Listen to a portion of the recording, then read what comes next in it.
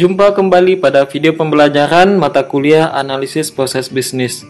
Berjumpa kembali bersama saya Abdul Hafid. Pada kesempatan kali ini kita akan melanjutkan pembahasan minggu lalu mengenai komponen proses bisnis. Setelah kita membahas banyak hal mengenai komponen proses bisnis, kita harus mengetahui bagaimana teknik pengumpulan data dalam proses analisis tersebut. Dalam pembelajaran kali ini, adapun luaran yang diharapkan adalah mahasiswa mampu memahami teknik-teknik dalam pengumpulan data dan informasi dari sebuah organisasi. Kemudian mahasiswa mampu menjelaskan teknik pengumpulan data. Adapun outline-nya adalah mengenai instrumen pengumpulan data, kemudian teknik pengumpulan data, dan kualitas dari instrumen penelitian. Langsung saja kita masuk ke materi.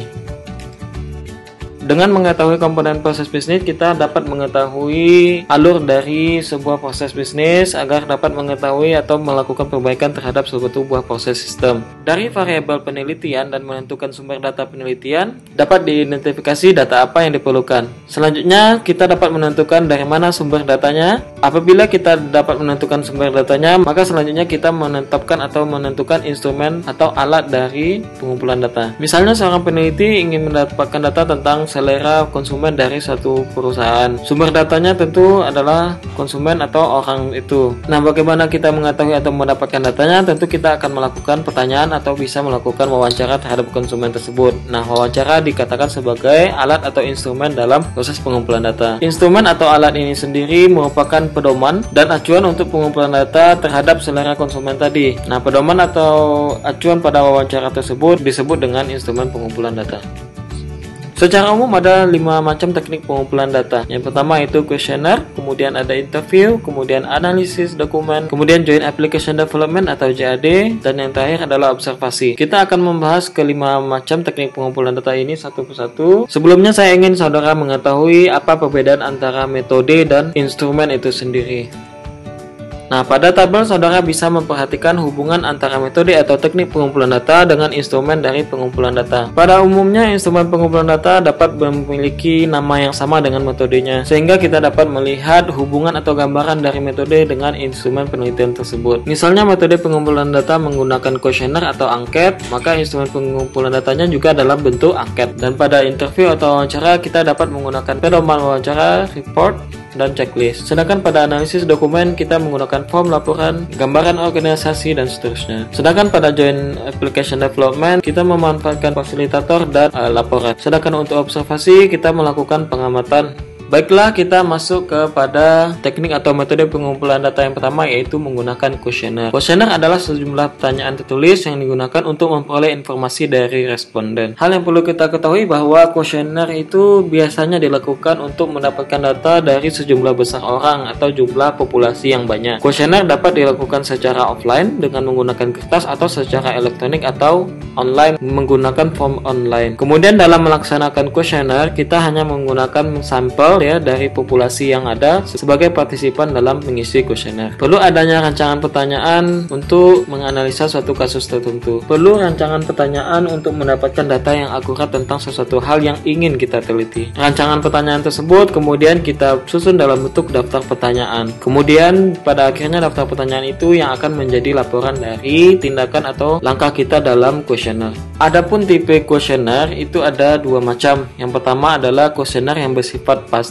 atau kita juga sebut dengan kuesioner tertutup, yaitu pertanyaan yang jawabannya sudah tersedia atau berupa checklist ya atau tidak, atau yang bersifat skala Likert, misalnya menggunakan pengukuran dari sangat tidak setuju sampai yang sangat setuju dengan nilai atau skor yang lebih tinggi. Contohnya bisa saudara lihat pada pertanyaan di bawah ini, misalnya mana yang menjadi pemasok dari perangkat keras Anda dari satu perusahaan, misalnya, maka dia akan memilih salah satu. Kemudian pada pertanyaan berikutnya, misalnya bagaimana pendapat Anda tentang komputerisasi yang dilakukan, bisa memilih dari 5 buah skala pengukuran yang kita gunakan. Kemudian yang kedua adalah kuesioner format bebas, juga kita sebut dengan kuesioner terbuka. Biasanya pertanyaannya lebih bersifat kualitatif sehingga kita dapat melihat atau menganalisa dari jawaban yang diisi atau yang dijawab oleh partisipan. Sedangkan kalau kita melihat tipe kuesioner berdasarkan jawaban yang diberikan, yang pertama adalah kuesioner langsung, kita bertanya atau meminta pendapat terhadap penilaiannya. Dan yang kedua adalah kuesioner tidak langsung, kita mengharapkan informasi dari responden tentang orang lain. Kemudian berdasarkan bentuk pertanyaannya ada 4 macam, yaitu kuesioner yang bersifat bersifat pilihan ganda, jadi responden hanya memilih berdasarkan jawaban yang tersedia dari pilihan yang kita berikan. Yang kedua adalah kuesioner berbentuk isian, tentunya bersifat terbuka karena responden menjawab sesuai dengan kalimatnya sendiri. Kemudian yang ketiga adalah bersifat checklist untuk mendapatkan informasi sesuai yang dimiliki oleh partisipan. Kemudian rating scale atau tipe skala seperti contoh tadi yang menunjukkan tingkat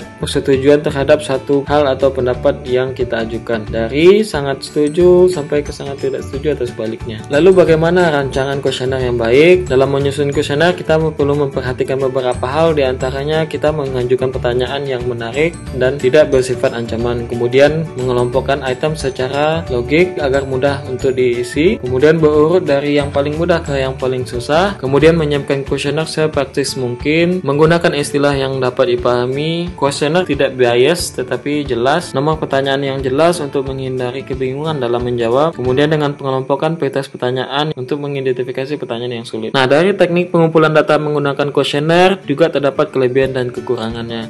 Nah, ini merupakan tugas bagi saudara untuk menemukan kelebihan dan kekurangan dari penggunaan kuesioner dalam teknik pengumpulan data. Kemudian teknik yang kedua dalam pengumpulan data yaitu menggunakan metode interview atau wawancara. Nah, wawancara merupakan teknik pengumpulan data yang umum digunakan.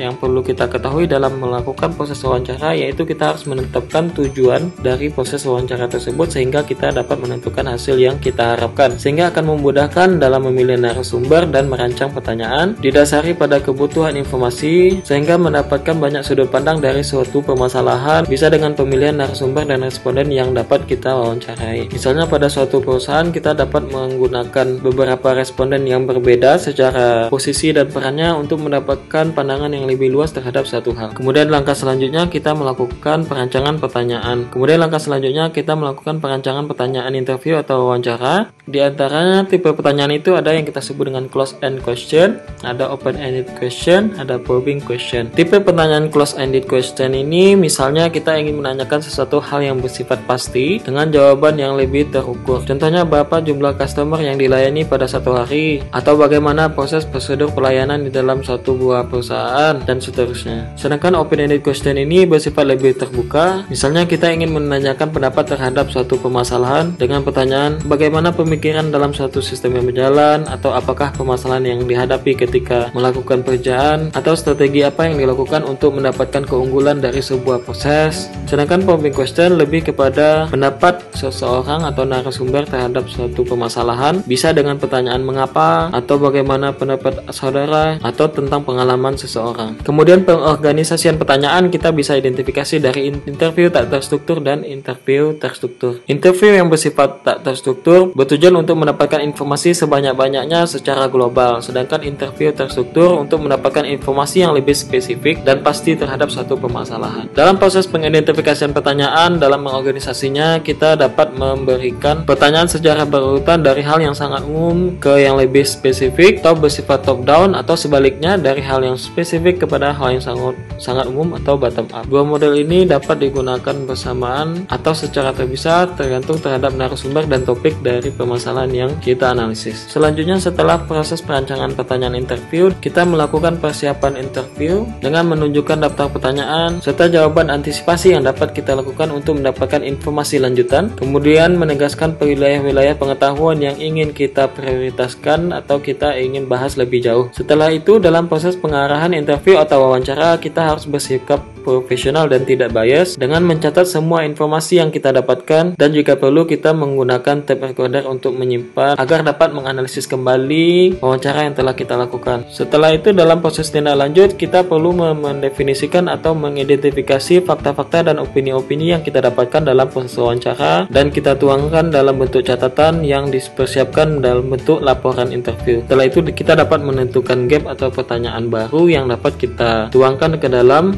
laporan interview. Nah, ini salah satu contoh bentuk dari laporan interview yang dapat kita sajikan sebagai hasil dari pengumpulan data yang telah kita lakukan. Metode atau teknik pengumpulan data yang ketiga yaitu dengan cara analisis dokumen. Analisis dokumen maksudnya adalah kita mengidentifikasi dari barang-barang yang bersifat tertulis dengan melakukan metode dokumentasi dan penyelidikan terhadap benda-benda tertulis seperti buku, notulen rapat, catatan, dan lain sebagainya dalam suatu buah proses sistem bisnis. Dalam metode analisis dokumen, kita dapat menggunakan pedoman dokumen atau menggunakan checklist. Dalam menggunakan pedoman dokumentasi, kita membuat garis besar mengkategorikan dokumen yang akan kita cari datanya. Sedangkan dalam checklist, kita menentukan variabel yang akan dikumpulkan datanya dari mana, kemudian membuat daftar dari item-item yang sudah kita temukan di dalam dokumen tersebut. Adapun yang perlu kita pahami dalam proses analisis dokumen, kita harus mempelajari material dokumen-dokumen yang ada pada sistem yang sedang berjalan, semua bentuk dokumen yang biasa digunakan dalam bentuk form, laporan, kebijakan manual, gambaran organisasi, dan seterusnya. Kemudian menemukan sistem informasi yang tidak terpakai, kemudian menganalisis atau mengidentifikasi laporan yang sedang berjalan untuk mengidentifikasi modifikasi dalam kebutuhan perubahan sistem. Kemudian teknik yang keempat adalah Joint Application Development atau JAD. Metode ini digunakan dengan teknik rapat atau diskusi dalam pengumpulan data. JAD berbeda dengan sifat wawancara yang kita lakukan secara per orang, tetapi JAD dilakukan pada waktu yang bersamaan dengan mengumpulkan orang atau narasumber pada satu tempat dan satu waktu. Tujuan dari proses JAD ini adalah mengurangi kesalahan dalam proses wawancara atau interview, kemudian menghemat waktu dalam proses pengumpulan data, dan proses ini memiliki requirement atau kebutuhan yang spesifik. Dapat kita lihat dalam proses JAD ini, kita juga harus menentukan bentuk ruangan yang spesifik dalam proses rapat atau pengumpulan informasi melalui JAD, seperti yang terlihat pada gambar, adanya kebutuhan alat dan model yang presisi untuk mendapatkan suasana yang lebih akurat dan kondusif. Dalam sesi JAD ada beberapa hal atau aturan yang kita perlu perhatikan, yaitu adanya agenda formal dan aturan dasar dalam proses JAD, kemudian alur yang lebih teratur yaitu top down, kemudian kegiatan fasilitator, dan adanya tahapan sesi tindak lanjut antara fasilitator dengan peneliti. Antara yang perlu kita perhatikan dalam JAD adalah kita harus menghindari dominasi dari pihak peneliti atau fasilitator yang terlalu dominan atau antar fasilitator itu sendiri. Kemudian peneliti harus berhati-hati dalam segala kondisi diskusi yang dilaksanakan dan seterusnya. Kemudian teknik yang kelima yaitu menggunakan observasi atau penelitian langsung. Dalam proses pengumpulan data, memanfaatkan seluruh indera yang kita punya dari objek penelitian yang kita lakukan. Adapun dua cara observasi, yang pertama adalah observasi non-sistematis, yaitu observasi yang dilakukan dengan pengamatan tanpa menggunakan instrumen pengamatan sehingga kita dapat mengeksplorasi informasi lebih luas sehingga tidak terikat dengan instrumen observasi. Sedangkan bentuk yang kedua adalah observasi sistematis, menggunakan instrumen pengamatan yang teratur atau terstruktur, tujuannya untuk mendapatkan informasi yang lebih spesifik. Nah, dari kelima macam teknik pengumpulan data, terhadap data yang telah kita kumpulkan, maka kita perlu mengetahui apakah instrumen penelitian kita sudah tepat atau sudah benar yang kita gunakan sehingga kita mendapatkan informasi yang memiliki nilai terhadap suatu sistem atau organisasi yang kita analisis. Jadi instrumen dalam penelitian mempunyai kedudukan yang sangat penting karena benar atau tidaknya sebuah data yang kita kumpulkan sangat tergantung dengan instrumen pengumpulan data yang kita gunakan. Instrumen yang baik harus memenuhi dua persyaratan yaitu valid dan reliable. Nah, apa itu valid? Apa itu reliable? Ini merupakan penugasan yang kedua untuk saudara pada pertemuan kali ini, yaitu mencari definisi secara jelas mengenai validitas, kemudian macam dari validitas eksternal dan internal, kemudian reliabilitas itu apa, dan apa perbedaan antara reliabilitas eksternal dan internal. Demikian pertemuan kita pada kesempatan kali ini. Saya berharap kita bisa bertemu lagi dalam pembahasan berikutnya. So see you next meeting.